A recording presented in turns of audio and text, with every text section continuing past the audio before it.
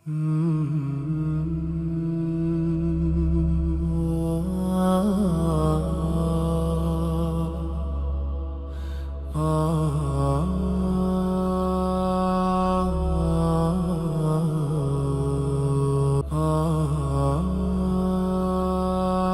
அலைக்கும் வரஹ்மத்துல்லாஹி வபரகாத்துஹு.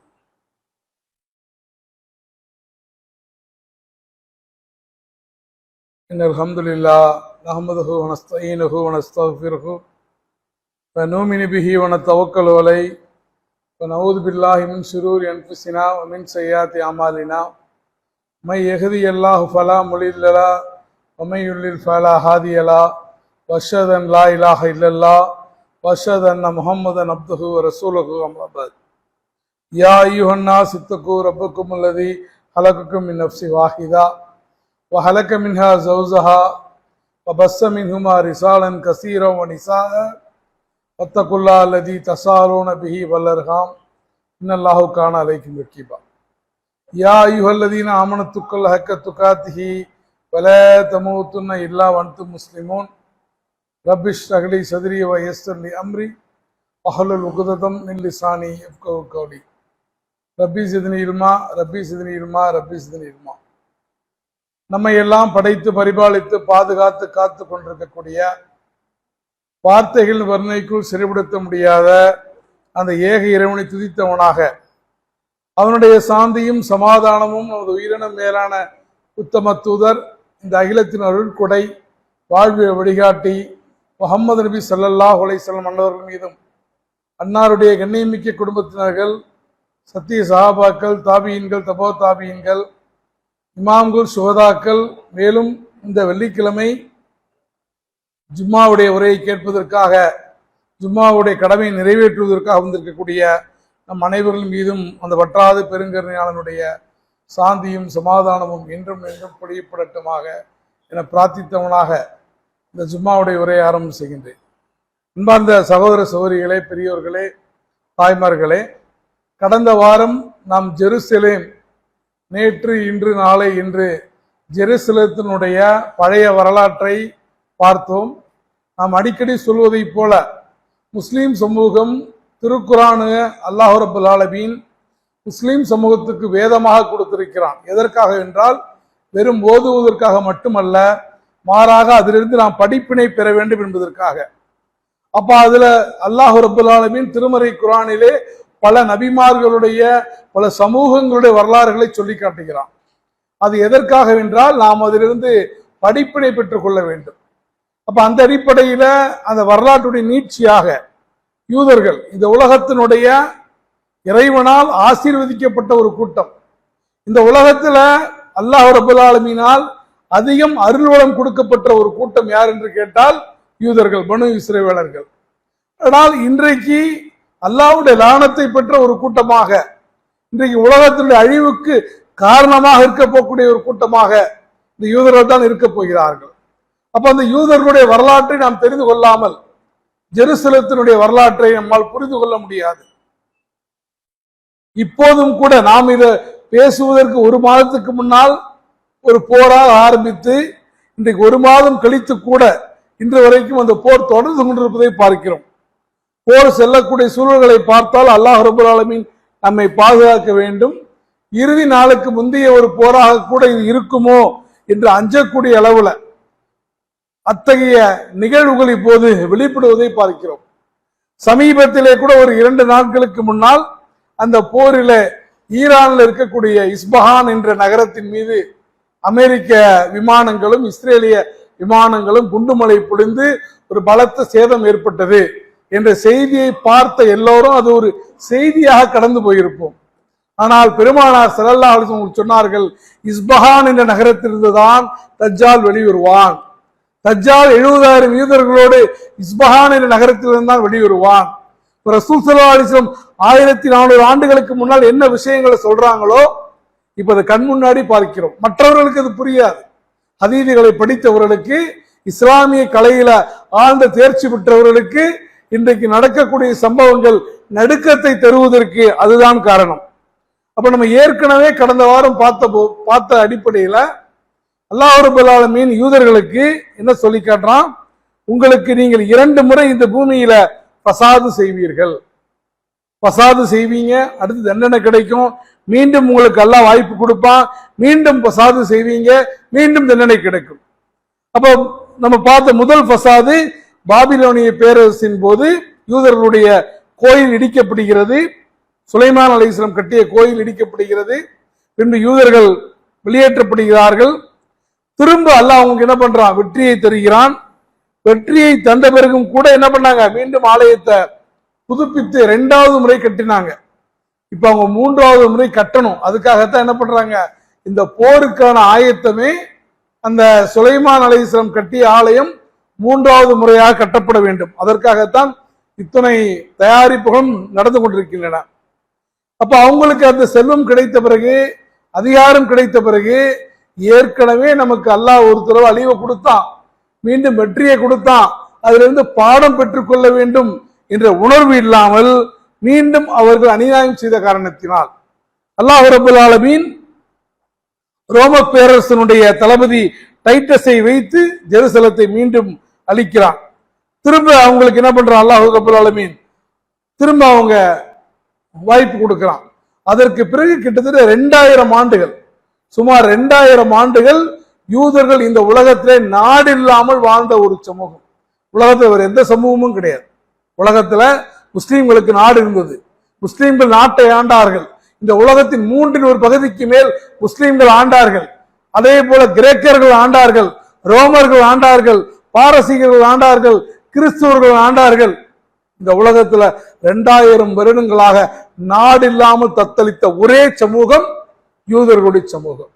எந்த சமூகத்தை இன்னைக்கு நம்ம ஆச்சரியத்தோடு பார்க்கிறோமோ, எந்த சமூகத்தை வியப்போடு பார்க்கிறோமோ, இத்தனை அரபு நாடுகள் ஒன்று சேர்ந்து கூட இந்த ஒரு குட்டி நாடை அழிக்க முடியலன்னு நம்ம ஆச்சரியப்படுறோமோ, அந்த நாடு 2000 வருடங்களாக தனக்கென்று ஒரு நாடு இல்லாத நாடோடிகளாக, ஏன்னா அல்லாஹ்வுடைய சாபம், அல்லாஹ்வுடைய லானத் அவர்கள் மீது இருந்த காரணத்தினால அவர்கள் அப்படிப்பட்ட ஒரு நிலைமையை சந்தித்தார்கள். அதே போல அல்லாஹ் ரப்பல் ஆலமீன் திருமறை குர்ஆனிலே சொல்லும் போது, யா பனி இஸ்ராயீல் லதுக்குரு நிஅமதி அல்லதி அன்னம்த அலைக்கும் அன்னி ஃபல்லத்துக்கும் அலல் ஆலமீன், இஸ்ராயேல் மக்களே, நாம் உங்களுக்கு அளித்த என்னுடைய நிகமத்துகளை, அருட்கொடைகளை நினைத்து பாருங்கள். உங்கள் யாவரையும் விட, உலகத்தில் உள்ள யாவரையும் விட உங்களை நாம் எவ்வாறு மேன்மைப்படுத்தினோம் என்பதை சிந்தித்து பாருங்கள் என்பதாக அல்லாஹ் சொல்லி காட்டுறான். அல்லாஹ் இது பொதுவாகவே சொல்லுவான், மனிதனுக்கு சொல்லுவான். மனிதன் நினைக்கிறான் மறுமையில நம்மிடத்தில் வரமாட்டோம் என்று நினைக்கிறான், இந்த உலகமே கதி என்று நினைக்கிறான்.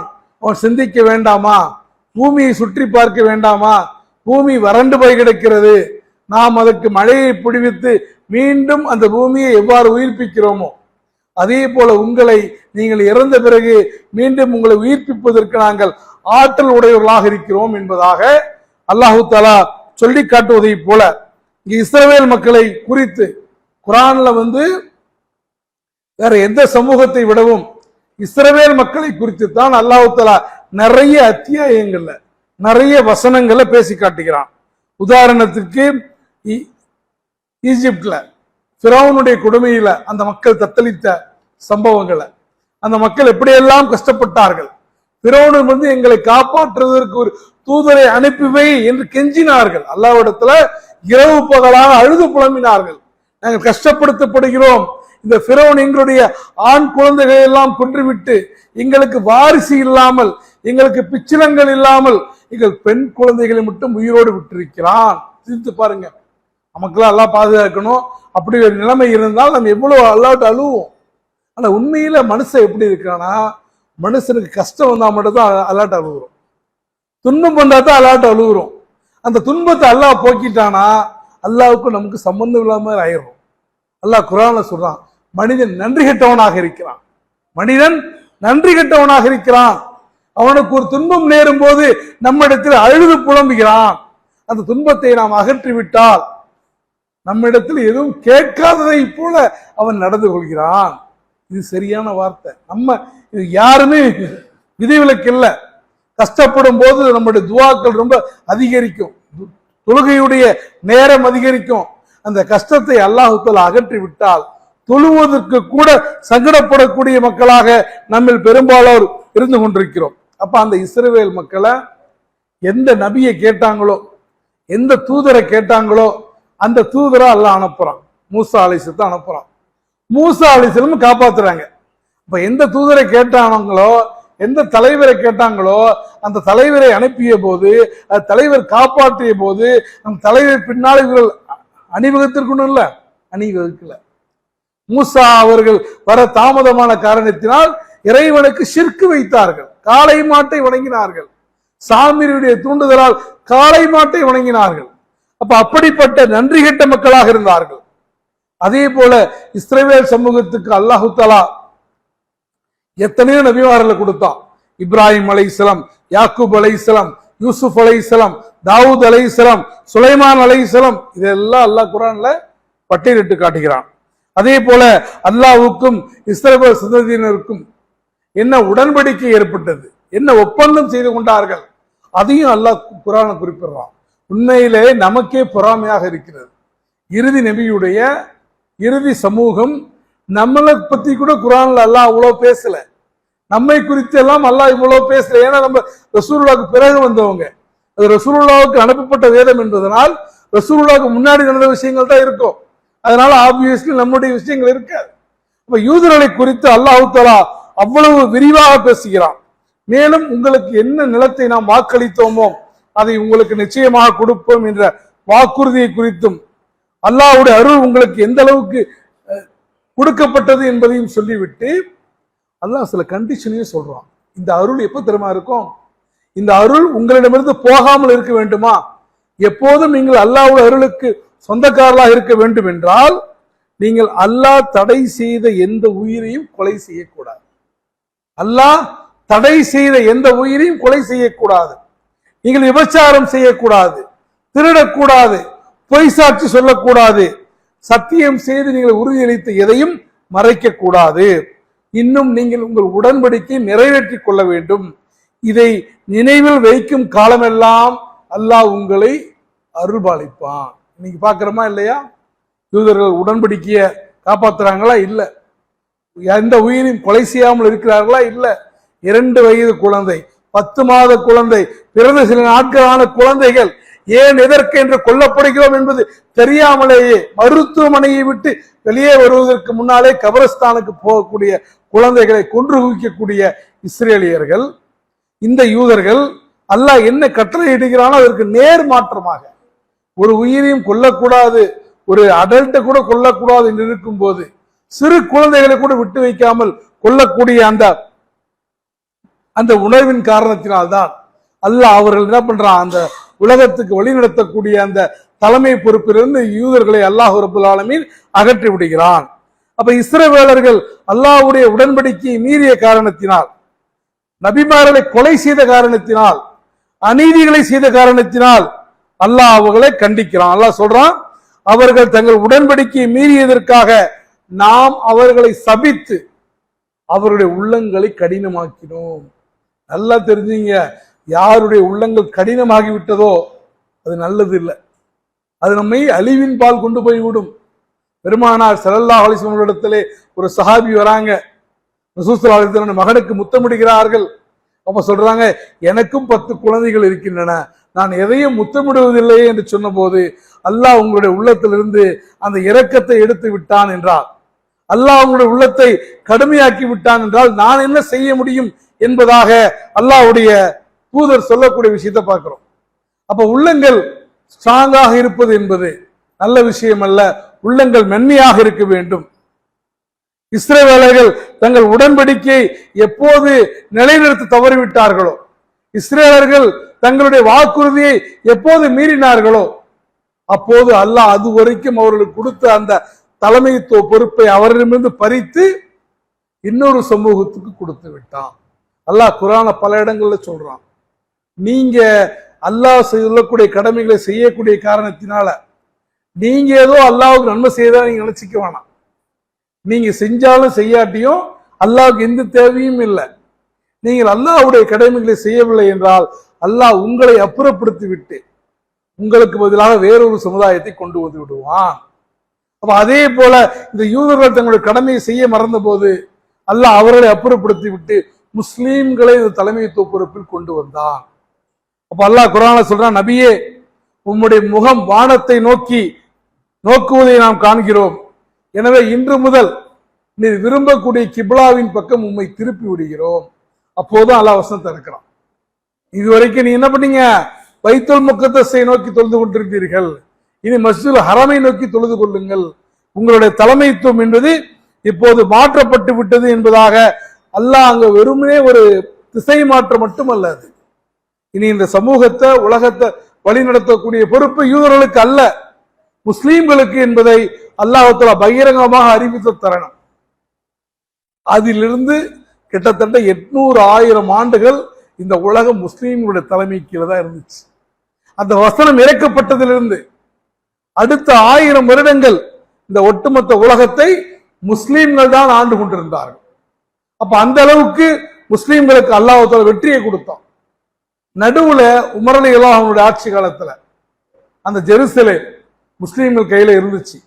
மீண்டும் சிலுவை போர்கள்ல கிறிஸ்துவர்கள் கையில திரும்ப ஜெருசலேம் போயிடுது. கிட்டத்தட்ட 88 வருடங்கள் முஸ்லீம்கள் கையில ஜெருசலேம் இல்லை.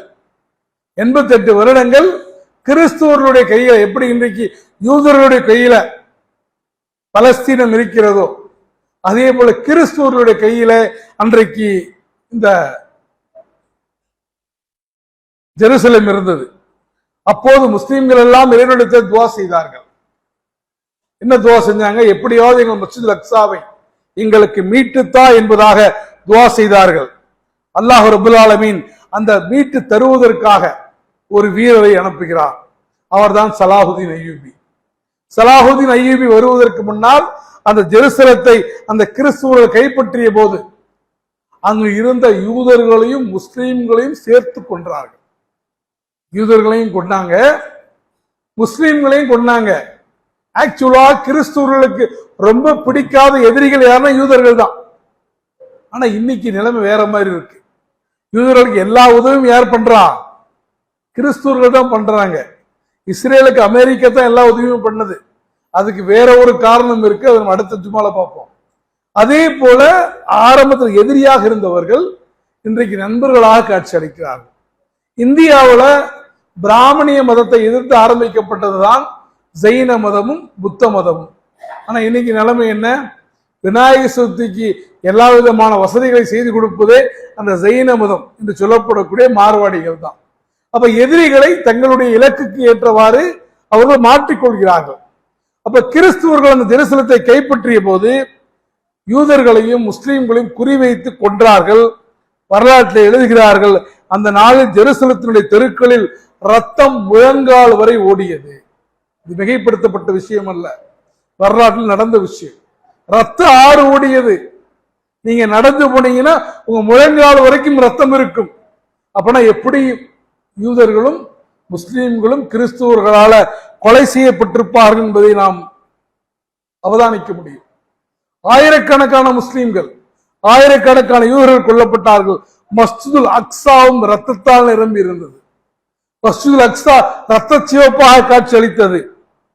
அதிலிருந்து 88 ஆண்டுகள் கழித்து சலாஹுதீன் அய்யூபி என்று சொல்லப்படக்கூடிய ஒரு மகத்தான போராளியின் மூலமாக அல்லாஹ் ரப்பல் ஆலமீன் அதை மீட்டெடுக்கிறார். அவர் அதற்கு முன்னால் அவர் ஒரு சிறு பகுதியை தான் ஆண்டு கொண்டிருந்தார். அவருக்கு இன்னைக்கு இருக்கிற மாதிரி எல்லா பிரச்சனையும் இருந்துச்சு. நிறைய முஸ்லீம் அரசுகளுக்கு மத்தியில ஒத்துமை இல்லை. இவங்களுக்கு ஒரு காட்டி கொடுக்கிறவங்களா இருந்தாங்க. இந்த சலாஹுதீன் அய்யூபி எப்போதும் அழக்கூடியவராக இருந்தார். அவர்கிட்ட கேட்பாங்க, எப்ப அழுது கொண்டே இருக்கிறீர்கள்? முஸ்லீம்கள் கையில் அக்ஸா இல்லாத போது என்னால் எப்படி சிரிக்க முடியும்? முஸ்லீம்கள் கையில் அக்ஸா இல்லாத போது என்னால் எப்படி சிரிக்க முடியுங்கிறார். நம்மட்டும் அக்ஸாவை இழந்து 80 ஆண்டுகள் போயிடுச்சு. நாம் அதை பற்றி எந்த உணர்வும் இல்லாமல் இருக்கிறோம். அப்ப 1187 ஹத்தீன் போர்ல சலாஹுதீனுடைய படைகள் கிறிஸ்துவ அந்த குசேடர்களை வெற்றி பெற்று ஆயிரக்கணக்கான மக்களை அவர் கொல்லல, ஒரு மக்களை கூட கொல்லவில்லை. போரில் இறந்தவர்களை தவிர வேறு எந்த ஒரு நபரையும் கொல்லாமல் எவருக்கும் நீங்கள் தீங்கு செய்யக்கூடாது என்று கடுமையான உத்தரவிட்டு கிறிஸ்துவர்களை பாதுகாப்பாக தங்கள் நாட்டுக்கு அனுப்பி வைத்தார். யூதர்களை ஜெருசலத்திலே வாழ அனுமதித்தார். அதுதான் சலாஹுதீன் அய்யூபி செய்த தவறு. அது வரைக்கும் யூதர்களுக்கு அந்த ஜெருசலத்தில் இருப்பதற்கு அனுமதியே இல்லை. ஏன்னா அவங்க 200 வருஷம் விரட்டடிக்கப்பட்டாங்க. முஸ்லீம்களுடைய ஆட்சியில் தான் அவர்கள் ஜெருசலத்திலே வாழ அனுமதிக்கப்பட்டார்கள். அப்ப ஒரே நகரத்தை 2 படைகள் வெல்லுது. ஆனா ஒரு படை வெல்லும் போது அங்க ரத்த ஆறு ஓடுகிறது, இன்னொரு படை வெல்லும் போது ரத்த ஆறு ஓடுவதற்கு பதிலாக அங்க மன்னிப்புடி ஆறு ஓடுகிறது. ஏன்னா அது இஸ்லாம் கற்றுக் கொடுத்த போர், இஸ்லாம் கற்றுக் கொடுத்த நீதி. இஸ்லாத்தை வாழ்வியலாக ஏற்றுக்கொண்ட சலாஹுதீன் அய்யூபி எங்க தலைவராக இருந்த காரணத்தினால ஜெருசலத்தை கைப்பற்றியதோடு மட்டுமல்லாமல் யூதர்களை அந்த இடத்தில் வாழ்வதற்கு அனுமதி கொடுத்தார். யார் அனுமதி கொடுத்தார்களோ அந்த முஸ்லிம்களைத்தான், அவர்களுடைய தலைமுறையைத்தான் இன்றைக்கு யூதர்கள் கொய்து கொண்டிருக்கிறார்கள். அப்ப அந்த அளவுக்கு அவர்கள் நன்றி மறந்தவர்கள். அதனால அல்லாஹ் குர்ஆன்ல சொல்றான், நீங்கள் உங்களுக்கு கொடுக்கப்பட்ட நிகமத்துகளுக்கு நன்றி செலுத்துவதற்கு பதிலாக நீங்கள் நன்றி மறந்த சமூகமாக இருக்கிறீர்கள். அப்ப யூதர்களுடைய வரலாற்றை பார்த்தீங்க அப்படின்னா, கிறிஸ்து பிறப்பதற்கு முன்னால், கிறிஸ்து பிறப்பதற்கு 70 வருடங்களுக்கு முன்னால் வரைக்கும் யூதர்கள் தான் இந்த உலகத்தை ஆளக்கூடியவர்களாக இருந்தார்கள். இந்த உலகத்தினுடைய மொத்த கண்ட்ரோலும், இந்த ஒட்டுமொத்த அகிலத்தினுடைய மொத்த அதிபதியாக, இந்த உலகத்தை ஆளக்கூடியவர்களாக யூதர்கள் தான் இருந்தார்கள். கரெக்டா அந்த கிறிஸ்து பிறப்பதற்கு 70 வருடங்களுக்கு முன்னால் அவங்க அதனுடைய 2வது ஆலயம், சுலைமான் அலைஹிஸ்ஸலாம் கட்டிய அந்த ஆலயம் அழிக்கப்பட்டது. அவர்களுடைய அரசியல் வாழ்வு, அவர்களுடைய மத சுதந்திரம் முற்றிலுமாக சிதைக்கப்பட்டு ஆயிரக்கணக்கான யூதர்கள் கொல்லப்பட்டு, ஆயிரக்கணக்கான அடிமைகளாக யூதர்கள் ரோமர்களால் மாற்றப்பட்டு, கிட்டத்தட்ட 20 லட்சமாக இருந்த யூதர்கள் கொஞ்ச நாள்லயே அதுல பாதிக்கும் குறைவாக மாறக்கூடிய அளவுக்கு மிகப்பெரிய கொடுமைக்கு உள்ளாக்கப்பட்டார்கள். அப்ப ஆரம்பித்த கதை அவங்கள எப்ப கிறிஸ்து பிறப்பதற்கு 70 ஆண்டுகளுக்கு முன்னால், இன்னைக்கு 2000 வருஷம் தாண்டிடுச்சு. இந்த 2000 வருடங்களாக அவர்களுக்கு நாடு இல்லை.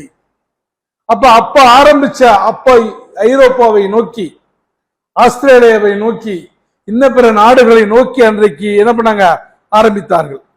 அதற்கு பிறகு ரோமர்கள் ஜெருசலத்துல எந்த யூதரும் நுழையக்கூடாது தடை போட்டார்கள். மஸ்ஜிதுல் அக்ஸால இல்ல, அந்த ஒட்டுமொத்த நகரத்துக்குள்ளேயே யூதர்கள் நுழையக்கூடாது. மக்கா மதீனாவிலே இறை நம்பிக்கையாளர்களை தவிர வேறு யாரும் நுழையக்கூடாது என்ற சட்டம் இருக்கிறதோ அது கடுமையாக அமல்படுத்தப்படுகிறதா இல்லையா என்பது இன்றைக்கு கேள்விக்குறியாக இருந்தாலும் சட்டம் என்ற அடிப்படையிலே இருக்கிறதோ, அதே போல யூதர்கள் ஜெருசலத்திலே நுழைவதற்கு தடை போடப்பட்டது. அப்ப எந்த ஜெருசலத்தை அவங்க தங்களுடைய பிறப்பிடம் என்று சொல்கிறார்களோ, இன்றைக்கு எந்த ஜெருசலத்தை முஸ்லீம்களுக்கு விட்டுக் கொடுக்க மாட்டேன் என்று சொல்கிறார்களோ, எந்த ஜெருசலத்துக்காக முஸ்லீம்களை கொலை செய்கிறார்களோ, அந்த ஜெருசலத்துக்குள்ளே யூதர்கள் நுழைவதற்கு தடை விதிக்கப்பட்டு அவங்க என்ன பண்ணாங்க, யூதர்களுடைய கோயில் இடிக்கப்பட்டு அங்க கிறிஸ்துவ தேவாலயம் கட்டப்பட்டது. அந்த பலஸ்தீனுடைய பழைய பேரு ஜுடாயா, ஜுடாயங்கிற பேரு பலஸ்தீன் என்று மாற்றப்படுகிறது. அதற்கப்புறம் கிறிஸ்து பிறந்து 200 வருஷம், 200ல இருந்து இஸ்லாம் வருவதற்கு முன்னால் வரைக்கும் யூதர்கள் உலகம் உள்ள சதறி கிடந்தாங்க. எந்த ஒரு நாட்டுல ஒரு குறிப்பா இருக்க மாட்டாங்க. கொஞ்சம் யூதர்கள் ஜெர்மன்ல இருப்பாங்க, கொஞ்சம் யூதர்கள் போலந்துல இருப்பாங்க, கொஞ்சம் பேர் ஸ்பெயின்ல இருப்பாங்க. அங்க எங்கேயுமே தங்களை வெளிக்காட்டி கொள்ளாமல் தங்களுக்கு மத்தியில ஒரு 4-5 தெருவுக்குள்ள அடைந்து கொண்டு அதுக்குள்ள தங்களுடைய மத அடையாளத்தை பாதுகாத்து கொண்டு அவங்க அந்த குறிப்பாக இந்த சனிக்கிழமை அன்னைக்கு வேலைக்கெல்லாம் போக மாட்டாங்க. அதையெல்லாம் முறையாக கடைபிடித்து கொண்டு தங்களுடைய மதங்களை உயிர்ப்பிக்கக்கூடிய வேலையை செய்து கொண்டிருந்தார்கள். அப்பதான் அவங்க தல்மூத்துங்கிற அந்த வேதத்தை துவக்கிறார்கள்.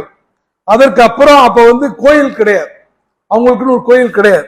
அதனாலதான் இன்னைக்கு மஸ்ஜிதுல் அக்ஸாவை எதற்கு உடைக்க நினைக்கிறார்கள் என்றால், மஸ்ஜிதுல் அக்ஸாவை எதற்கு தகர்க்க நினைக்கிறார்கள் என்றால், மஸ்ஜிதுல் அக்ஸாவை தகர்த்து விட்டு அந்த சுலைமானுடைய ஆலயம் கட்டப்பட வேண்டும் என்பதுதான் அவங்களுடைய இலக்கு.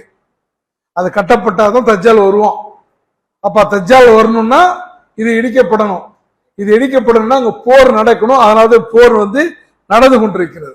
அப்ப இப்படியாக உலகம் முழுக்க யூதர்கள் இப்படி இருந்த போது அவர்கள் 600 முதல் 1100 500 வருஷங்கள் நிம்மதியாக வாழ்ந்தாங்க. வரலாற்று நான் எழுதல, யூத வரலாற்றாசிரியர் எழுதுகிறார்கள். யூதர்கள் இந்த உலகத்துல நிம்மதியாக வாழ்ந்த ஆண்டுகள் 500 ஆண்டுகள். அவங்க மேல எந்த தாக்குதல் கிடையாது, அவங்கள யாரும் அடிக்க மாட்டாங்க, அவங்கள யாரும் கொல்ல மாட்டாங்க, உயிருக்கு உத்தரவாதம் எல்லாமே இருந்துச்சு. எப்ப? 500 வருஷம். ஏன்னா அந்த 500 வருஷமும் இஸ்லாம் ஆட்சி செய்தது. அந்த 500 வருஷமும் இஸ்லாமிய பொற்காலம். அந்த பொற்காலத்திலே யூதர்கள் தங்களுடைய மதத்தை பின்பற்றக்கூடிய சுதந்திரம் பெற்றவர்களாக, தங்களுடைய வேதத்தை படிக்கக்கூடிய சுதந்திரம் பெற்றவர்களாக, தங்களுடைய சனிக்கிழமை என்று செய்யக்கூடிய மத அனுஷ்டானங்களை செய்யக்கூடிய உரிமையை படைத்தவர்களாக அவர்கள் இருந்தார்கள். அவர்களும் மற்றவர்களை போல அறிவியல்ல, கலையில, விஞ்ஞானத்துல, மருத்துவத்துல அவர்களுக்கு வாய்ப்பளிக்கப்பட்டு அவர்களை மிகப்பெரிய அறிவுஜீவிகளாக மாறியது உண்மையிலேயே முஸ்லீம்களுடைய ஆட்சி காலத்தில் தான்.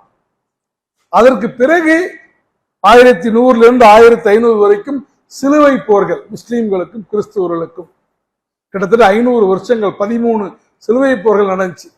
அந்த சிலுவை போர்கள் போது முஸ்லீம்கள் ஜெயிக்கிற இடத்துல உங்களுக்கு பிரச்சனை இல்லை. கிறிஸ்துவர்கள் ஜெயித்தால் முஸ்லீம்களுக்கு பாதிப்பை ஏற்படுத்துவதை போல யூதர்களுக்கும் பாதிப்பை ஏற்படுத்தினார்கள். யூதர்கள் கொடுமையாக தாக்கப்பட்டு இங்கிலாந்திலிருந்து, பிரான்சிலிருந்து, ஸ்பெயினிலிருந்து வெளியேற்றப்பட்ட, கட்டாயமாக அப்படியே இருக்க கட்டி போய் சங்கிலியில கட்டி போட்டு கப்பல்ல போட்டு எங்கேயாவது போங்க அப்படின்னு துரத்தி அடிக்கப்பட்டார்கள். அடிமைகளை விட மிக மோசமாக நடத்தப்பட்டார்கள். அப்ப 1492 ஸ்பெயின்ல இஸ்லாம் தான் ஆட்சி இருந்துச்சு. அப்பதான் இஸ்லாமிய ஆட்சி வீழ்கிறது. ஸ்பெயின்ல தான் அதிகமான யூதர்கள் இருந்தாங்க உலகத்திலே, அந்தலூஸ் என்று சொல்லப்படும். அந்த ஸ்பெயின்ல இஸ்லாமிய ஆட்சி வீழ்ந்த பிறகு யூதர்கள் அங்கிருந்தும் துரத்தப்படுகிறார்கள். அப்ப அங்கிருந்து துரத்தப்பட்ட யூதர்கள் அதுக்கப்புறம் எங்க போறாங்க? உதுமானிய கலீஃபா, அத பலஸ்தீனத்துக்கு அப்பதான் வராங்க.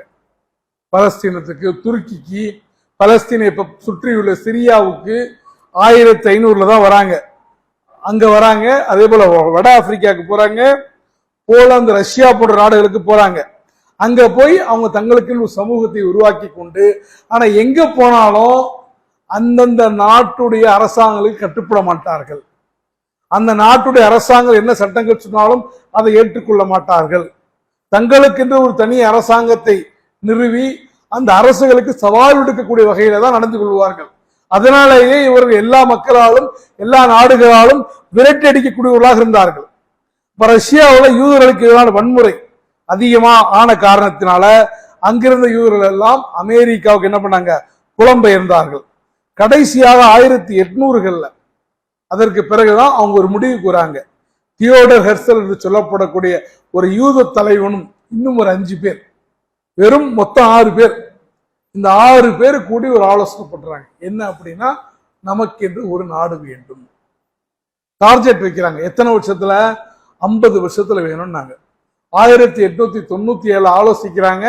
50 வருஷத்துல வேணும்னு டார்கெட் பிக்ஸ் பண்றாங்க. 1948 இஸ்ரேல் நாட்டை உருவாக்கிடுவாங்க. ஒரு நாட்டை உருவாக்குவதும் ஒரு இலக்கை அடைவதற்கும் பெரிய எண்ணிக்கையெல்லாம் தேவையில்லை. நம்ம இத்தனை பில்லியன் கணக்கான மக்கள் இருக்கிறோம், கோடிக்கணக்கான மக்கள் இருக்கிறோம். நமக்கு மத்தியில சண்டை போட்டுட்டு இருக்கோம், நமக்கு மத்தியில பிளவுண்டு போயிருக்கிறோம். ஆனா வெறும் 6 நபர்கள் சேர்ந்து 50 வருடங்கள்ல ஒரு நாட்டையே உருவாக்குகிறார்கள்.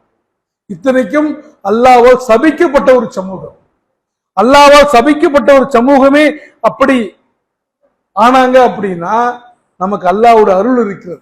நான் மட்டும் அல்லாஹ்வுடைய கட்டளைகளுக்கு கட்டுப்பட்டு ஒற்றுமையாக இந்த சமுதாயம் ஒரே அணியில இருந்தா அப்படின்னா உலகத்துல நம்மை மிகைக்கக்கூடிய எந்த ஒரு சமுதாயமும் கிடையாது. இத்தனைக்கும் 2ஆம் உலகப் போர்ல கிட்டத்தட்ட 60 லட்சம் யூதர்கள் ஹிட்லரால் மட்டும் கொல்லப்பட்டார்கள். அப்படியெல்லாம் நசுக்கப்பட்டு, கொல்லப்பட்டு, அடிக்கப்பட்டு உயிர் பிழைத்த ஒரு இனம் இன்று தனக்கு அதிகாரம் கிடைத்தவுடன் என்ன பண்ணணும்? மற்றவங்கள மனிதாபிமானத்தோடு நடத்தணும். நம்ம பட்ட கஷ்டம் அடுத்தவங்க வரக்கூடாதுன்னு நினைக்கணும். ஆனா அதற்கு மாற்றமாக தாங்கள் அதோ அவங்களுக்கு அழிவை ஏற்படுத்துறது முஸ்லீம்கள் இல்லை. இருந்தாலும் கூட முஸ்லீம்கள் மீது அந்த அளவுக்கு கடுமையான கோபம் கொண்டு என்ன பண்ணாங்க? 1897 எடுக்கப்பட்ட தீர்மானத்தின்படி பலஸ்தீனத்தில் நிறைய லேண்ட் வாங்குறாங்க. லேண்ட் 2 லட்சம் ரூபா போகுதுன்னா 5 லட்சம் ரூபா கொடுத்து லேண்ட் வாங்குறாங்க.